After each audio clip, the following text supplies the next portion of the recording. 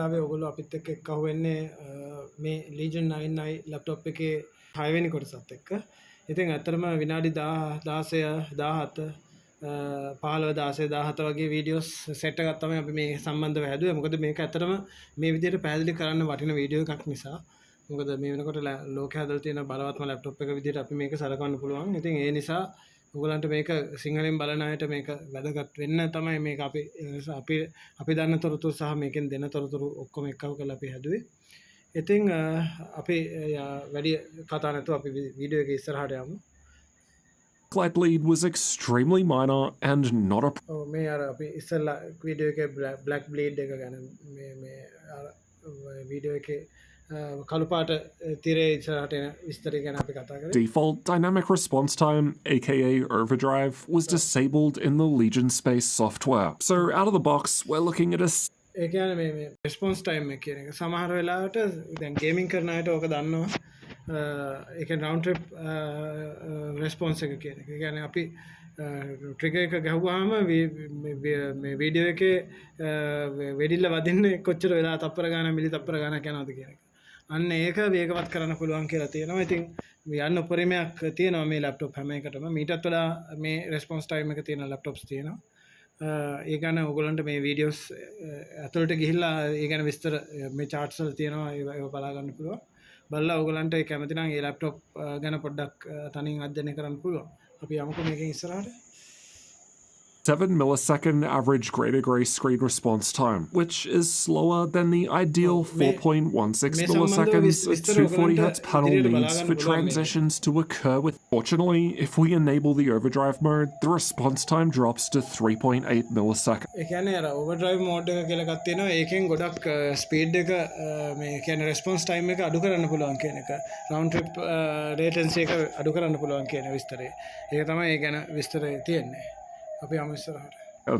However, the software does note that the response time speedup feature doesn't work when G-Sync is enabled. But wait, there's more. We can go into the BIOS to change the screen from 3840 by 2400 240Hz to 1920 1200 440Hz.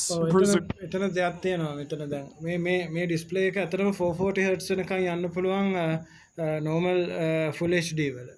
ඒ කියන්නේ මේක normal 4K වල මේක 240Hz වල ගියාට 440 වෙනකන් යන්න පුළුවන් මේ full HD වල. ඉතින් ඒක එතන තියෙන එකම අඩුපාඩුවක් තියෙන්නේ මේක BIOS වලින් විතරයි මේක වෙනස් කරන්න පුළුවන්. මේක අපිට මේ software sync එකෙන් වෙනස් කරන්න බෑ. ඉතින් ඒ ප්‍රශ්නේ අඩුපාඩු පොඩ්ඩක් තියෙනවා. ඒක ඉතින් මම හිතනවා ඉස්සරහට ඒගොල්ලන්ගේ firmware updates වලින් සමහරට හරි ගස්සයි කියලා. ඒගොල්ලෝ මේ වීඩියෝ එකේ ඒක පැහැදිලි කරනවා. මම හිතනවා ඒක ඉතින් ඒක වැදගත් කෙනෙකුට දැන් ඇත්තටම මේ 440Hz වගේ එකක් ඇත්තටම අවශ්‍ය වෙන්නේ ගේමින් කරන කෙනෙකුට තමයි. මොකද high speed high refresh rate එක ගේම් එකක් ගහන කෙනෙකුට ඉතින් ඒක අදාළ වැදගත් වෙන්න පුළුවන්. සාමාන්‍ය එදිනදා පාවිච්චියේදී නම් මේක ඉතින් එච්චරම වැදගත් දෙයක් නෙවෙයි. අපි යමු ඉස්සරහට. Probably for competitive. Anyway, we found the 1200p 440Hz mode to lower some of the rise times. So I can සමහර මේ speeds අඩු වෙලා තියෙනවා 440Hz වලදී. ඒක පැහැදිලිව පෙන්වලා තියෙනවා මේක අපි යමු ඉස්සරහට. So on average, we're only looking at a 0.4 millisecond faster time compared to just running the panel at the 4K 240, running the panel, and as of right now in September 2025, there aren't any 18-inch OLED panels for laptops. So if you want those...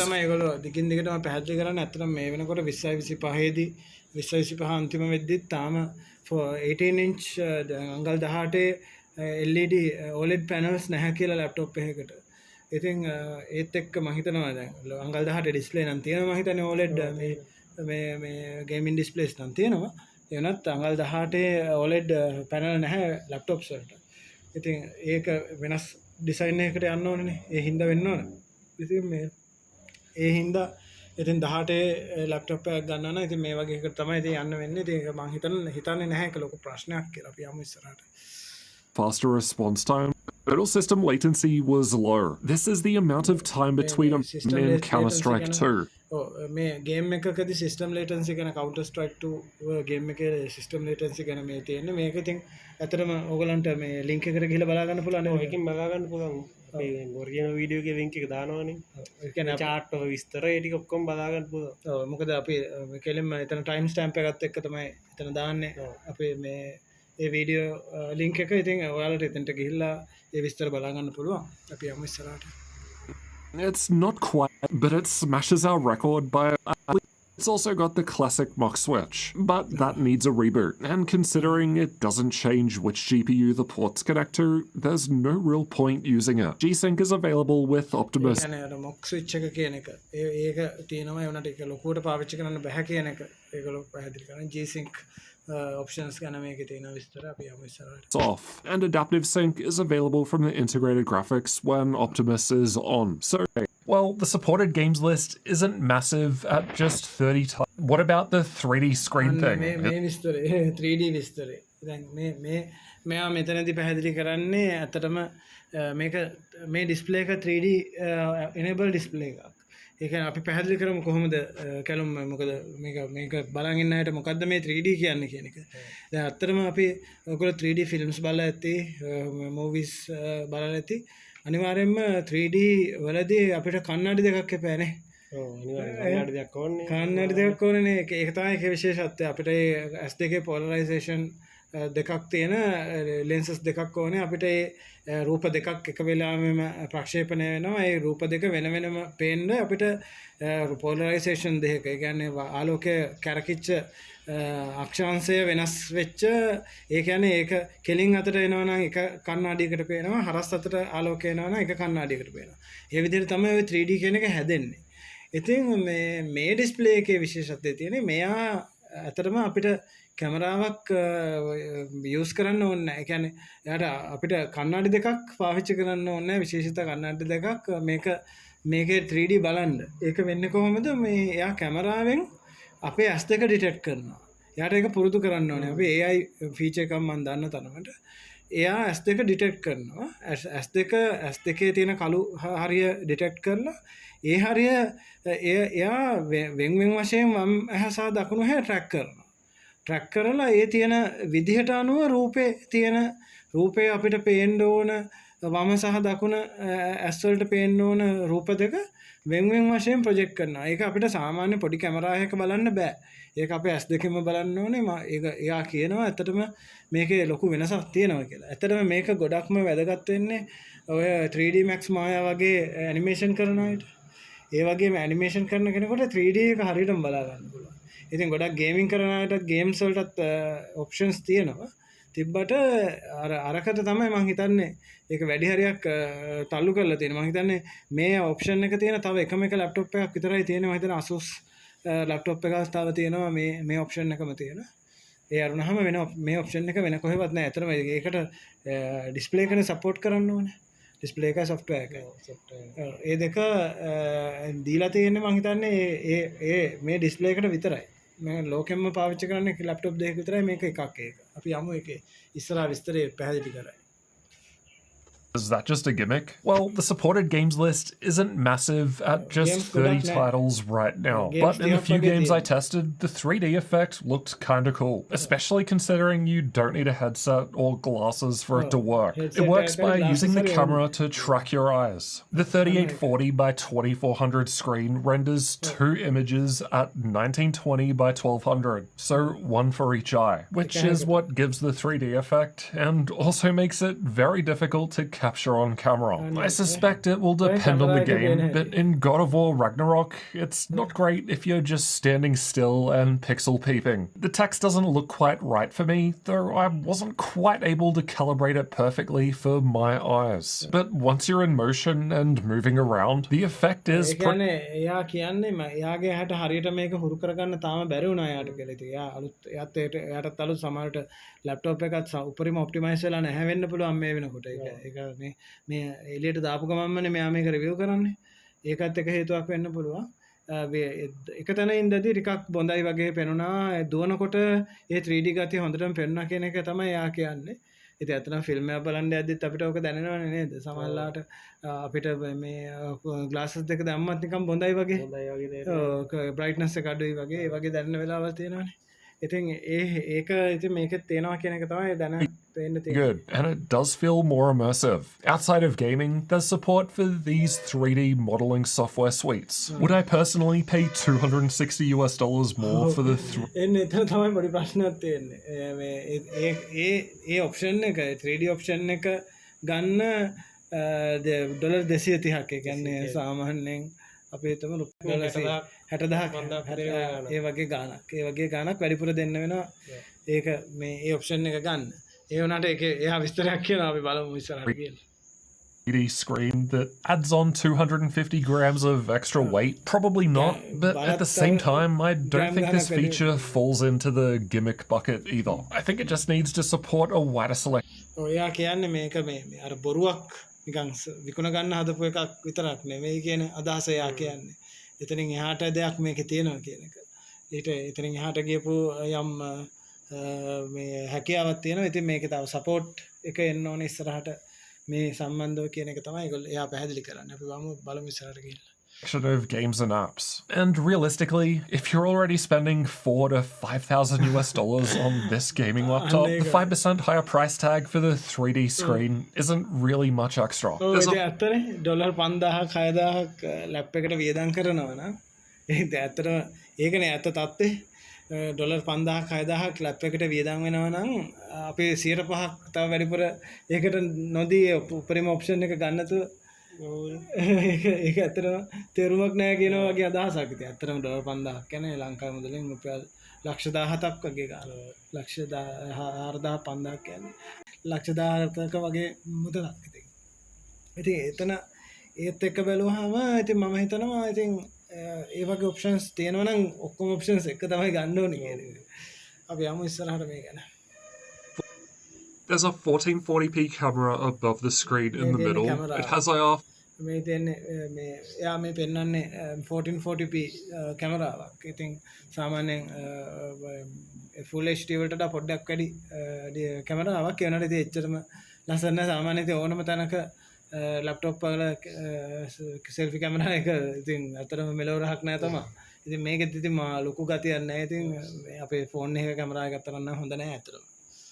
අපි යමු ඉස්සරහට. For Windows Hello Face Unlock. This is how it sounds like while typing on the keyboards in games. With keyboard එක type කරද්දී මේ එයා කියන්නේ මේ keyboard එක type කරද්දී තේ sound එක කොහොමද ඇහෙන්නේ කියන වගේ විස්තරයක් එයා කියනවා.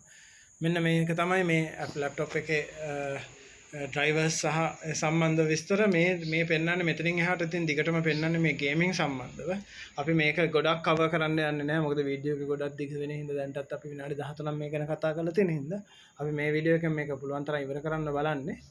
විනාඩි 22 වගේ කාලයකදී ඔයාලට වීඩියෝ එකට ගිහිල්ලා මේ ගේමින් සම්බන්ධව තියෙන කොටස බලා ගන්න පුළුවන්. අපි Cyberpunk සහ ඒ සම්බන්ධව ලොකු රේටින් එකක් තියෙනවා. ඉතින් ගේමින් සම්බන්ධව කැමති කට්ටියට ඒ ටික පොඩ්ඩක් බලන්න ගිහිල්ලා අපි යමු. එතනින් මේ ගේම් රිසල්ට්ස් තමයි මේ තියෙන්නේ 3D mark. අපි මේ 3D mark කියන තැනට අපි එන්න. අපි එතනින් පටන් ගමු. clothes was great, but in most cases, not quite as chart-topping. DaVinci Resolve සහ 3D mark සම්බන්ධව තමයි මෙතන පැහැදිලි කරන්නේ. මේ DaVinci Resolve සහ 3D mark ගොඩක් වෙලාවට පාවිච්චි කරන්නේ මේ benchmark විදිහට මේ සහ මේ ඇත්තටම මේ DaVinci Resolve කියන්නේ ගොඩක්ම කලර් සම්බන්ධව තියෙන එකක් වීඩියෝ එඩිටින් වලදී. ඉතින් ඒ benchmarks විදිහට වල තේරුම් තමයි මෙතන පැහැදිලි කරලා තියෙන්නේ. ඉතින් අපි ඒකත් ඕගලන්ට පොඩ්ඩක් පැහැදිලි කරන්න. අපි මෙතනින් ඉස්සරහට යනවා. මොකද අපිට මේ වීඩියෝ එකෙන් මේක ඉවර කරන්න ඕන හින්දා ඔයගලන්ට ගොඩාක් කාලයක් ගත වෙච්ච හින්දා මේ වීඩියෝ එකට අපි යමු ඉස්සරහට. මේ BIOS lots of customization කියලා තියෙනවා. අපි බලමු එකට ගිහිල්ලා. There's a lot of customization available through the BIOS compared to most other laptop brands, except for perhaps MSI, who just have an insane amount of options. There's even undervolting and ඒ කියන්නේ මේ BIOS වලින් ගොඩාක් දේවල් කරන්න පුළුවන්. මේ කියන්නේ processor undervolt කරන්න වගේ දේවල්. ඒ වගේ සාමාන්‍යයෙන් මේ සාමාන්‍යයෙන් ලැප්ටොප් එකක දෙන්නේ නැති ඔප්ෂන්ස් මේ. ඒ වගේ දැන් සාමාන්‍ය MSI ලැප්ටොප් එකක ඇරෙන්න මේ Legion වගේ ලෙවල් එකක ලැප්ටොප් එකකින් තමයි මේ වගේ ලොකු විස්තරයක් ලොකු කස්ටමයිසේෂන් එකක් කරගන්න පුළුවන් BIOS ලෙවල් එකකින් කියන එක විස්තරය තමයි ඒකේ තියෙන්නේ.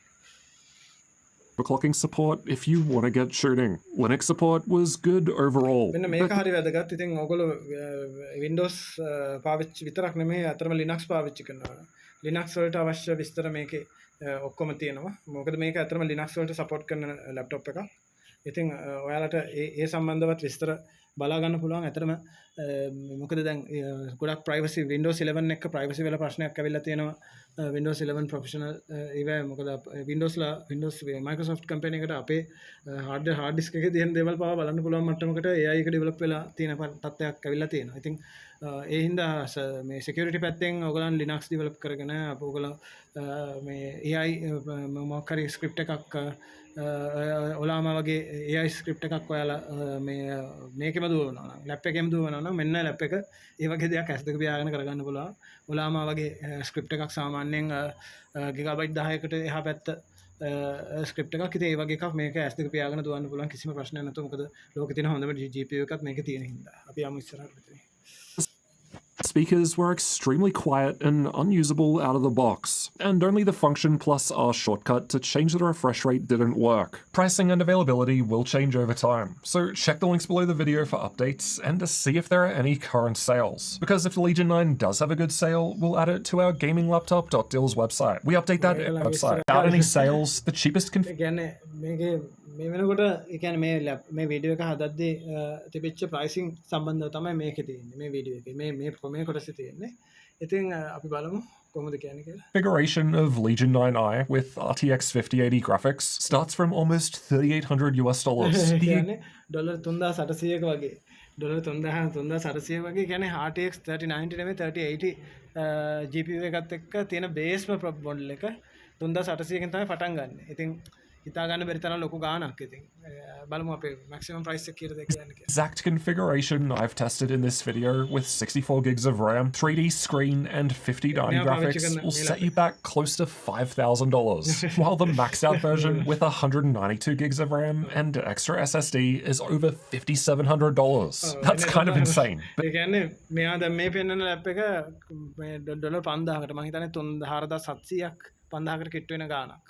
ඊට පස්සේ ඩොලර් 5600 5700ක් විතර වෙනවයි කියලා තියෙන උපරිම කන්ෆිගරේෂන් එක. හැබැයි ඉතින් මේකයි මේ ඇවිල්ලා මේ ලැප් එක ආපු මොහොතේ එළියට අවුට් කරපු මොහොතේ prices මේ Lenovo කියන කම්පැනි එක හරි ප්‍රසිද්ධයි කාලෙන් කාලට ඩිස්කවුන්ට් දෙන්න. ඉතින් අනිත් එක දැන් මේ පෙන්නන්නේ ඇමරිකාවේ price එක. මේක ලංකාවට ගොඩක් වෙලාට එනකොට මොකද ඇමරිකාව තරම් දුර නෑ ලංකාව චීනෙට. මොකද මේවා චීන කම්පැනි. චීනේ තමයි හදන්නේ මේ හැම ලැප්ටොප් එකක්ම. ඉතින් මේවා ලංකාවට එද්දි සමහර වෙලාවට ඇමරිකන් ප්‍රයිස් එකට වඩා අඩු වෙනවා. මේ රීජන් එකේට ලංකාව සහ ඩුබායි සිංගප්පූරු ඔය ඒරියාස් වල ඉන්දියාව ඔය රීජන් එකට ඇමරිකාවට වඩා අඩුයි ඇත්තටම. ඉතින් මම හිතනවා ලක්ෂ 15ක් 16ක් වගේ වෙනකොට මේකක් ගන්න පුළුවන් මට්ටමක් වේවි කියලා. ඉතින් ඇත්තටම අපිට මේකට අත තියන්න අමාරු වුණත් මේ වගේ ලැප්ටොප් එකකට මේ වගේ එකක් ඉතින් ගොඩක් මේකෙන් ආදායමක් හම්බ කරන මේකෙන් ක්‍රියේෂන් කරන මේකෙන් ලොකු දැන් සාමාන්‍යයෙන් සමහර කෙනෙක් ඉන්න පුළුවන් මේකෙන් වීඩියෝ මේ වගේ එකකින් වීඩියෝ එඩිට් කරලා මාසෙකට මේ ලක්ෂ 10 15 හොයන. ඉතින් ඒගොල්ලන්ට හොඳටම හොඳයි මේක. ඉතින් ඒ වගේ කෙනෙකුටත් සාමාන්‍ය ගේම් ගහන කෙනෙකුට උනත් ඉතින් මේක වරදක් නෑ. එනට තියෙන මූලික වශයෙන් අරකට තමයි මේක මේ ක්‍රියේෂන් කරන කට්ටියට තමයි මේක මූලිකවම ඒම් කරලා තියෙන්නේ. අපි යමු ඉස්සරහට. This is also a very unique laptop. So let's summarize the good and the bad to find out if it's worth it. Starting with the good, the Legion 9 offers record-breaking performance, both in games and raw CPU tasks. With CPU tasks සහ gaming වලදී මේක unbeatable කියලා. ඒ කියන්නේ කවදාකවත් මේ මට්ටමක laptop එකක් තිබිලා නැහැ කියන එක තමයි පැහැදිලි වෙන්නේ. අපි යමු ඉස්සරහට. Plenty of tuning options available in software and BIOS. The 18-inch 4K 240Hz panel is as fast as we can get at this size until 18-inch OLEDs become a 440Hz mode is a nice extra for esports players. මේ size මේ තියෙන මේක තියෙන හොඳ දේවල් තමයි මේ පැහැදිලි කරන්නේ. ඉතින් ඕගොල්ලන්ට මේක විශේෂයෙන් අපි වීඩියෝ එක තවදුරටත් දිග් කරන්න නැතුව අපි මේක ඉස්සරහට අපි යනවා. මොකද මේක ඔයගොල්ලන්ට මේ දේවල්ට ඔයාලට බලන්න පුළුවන්. මොකද මුළු වීඩියෝ එකේම තියෙන අදහස තමයි මේක පැහැදිලි කරන්නේ. අපි යමු මේ මෙන්න මේ කොටස හරි වැදගත්. මේ Legion 9i ලැප් එක කාටද කියන එක. මේක හරි වැදගත් මේක බලන්න අපි බලමු ඉස්සරහට. Bottom line, if you're after a bigger 18-inch gaming laptop with record-breaking performance, an insane level of future upgradability, better battery life compared to its competition, and a unique screen that's faster than the rest with optional esports and 3D modes, get the Legion 9. But if you're not made of money, or you care more about portability, or you would prefer an OLED or ඉතින් එතන එයා කියන්නේ මේ තියෙන record breaking performance ලොකු laptop එකක් ගොඩක් බර ලැප්ටොප් එකක් මේක ගොඩක් එහෙම ගෙනියන කෙනෙකුට ගැලපෙන ලැප්ටොප් එකක් නෙමෙයි. ඉතින් ඒ විස්තර තමයි කියන්නේ. එහෙම ගෙනියන කෙනෙකුට යනවා නම් Legion 7i එකට වගේ යන්න කියන එක තමයි අදහස් කරන්නේ. ඒ කියන්නේ 16 inch වගේ ඩිස්ප්ලේ එකක් තියෙන OLED එකක් වගේ එකකට යන්න කියන අදහස. ඉතින් අතරම මේක ක්‍රියේටර්ස්ලට හොඳ ලැප්ටොප් එකක් කියලා තමයි මෙයා මේක පැහැදිලි කරන. අපි යමු ඉස්සරහට අන්තිමට එකට. LED screen, then the Legion 9 probably isn't for you. If you want similar performance to the Legion 9 but in a smaller laptop, then check out Lenovo's smaller Legion Pro 7i here. But if you're set on 18 inches, I'd recommend Asus's Scar 18, as it's the only other Asus ලගේ Scar 18 කියන එකත් හොඳයි කියලා පෙන්නනවා. ඒකෙත් videos ඇති ඔයගලන්ට ගිහිල්ලා ඒකට බලන්න පුළුවන්. ඔයගලන්ට යමු ඉස්සරහට. 18-inch gaming laptop I've tested this year that I would personally consider. I'll see you in one of those next. හරි එහෙනම් ගොඩක් ස්තුතියි අපිත් එක්ක රැඳිලා හිටියට මේ විස්තරේ ඔයගලන්ට ලොකු තොරතුරු ගොඩක් අපිට අරගෙන එන්න පුළුවන් වුණා මේ ලැප්ටොප් එක ගැන. ඉතින් අපි ගොඩක් ස්තුතිවන්ත වෙනවා ඔයගොල්ලෝ අපිත් එක්ක රැඳිච්ච එක ගැන. ඉතින් අතරම Lenovo Legion 9i මේ ලෝකෙ මේ වෙනකොට හදලා තියෙන බලවත්ම ලැප්ටොප් එක සම්බන්ධ විස්තර ඔයගලන්ට අපි අරන් ආවා. ඉතින් මේ තොරතුරු වලට අමතරව ඔයගලන්ට යම් දෙයක් දැනගන්න ඕන නම් අපිට කමෙන්ට් කරන්න මේ වීඩියෝ එකෙන් පල්ලෙහා. ඉතින් බොහොම ස්තුතියි අපිත් එක්ක රැඳිලා හිටියට. මම සමිත මම කැලුම් මතක් කරන්න ඕන තව සබ්ස්ක්‍රයිබ් කරන්න වීඩියෝ එක ලයික් එකක් දාන්න අපේ ඉදිරියට යන්න සහයෝගයක් ඒක අනිවාර්යයෙන්ම අපි මේ වගේ වීඩියෝ තව ඉදිරියට තව ගොඩක් කරන්න බලාපොරොත්තු වෙනවා. ඉතින් අපිට ඒ සහයෝගය දෙන්න. අපි channel එක develop කරලා අපි ඔයගොල්ලෝ වෙනුවෙන් අපි මේ වගේ ඉදිරියට වීඩියෝ කරන්න බලාපොරොත්තු වෙනවා. එහෙමනම් සුබ සන්ධ්‍යාවක්. ස්තුතියි මේ වීඩියෝ සෙට් එකම බලපුව ඔයගොල්ලන්ට.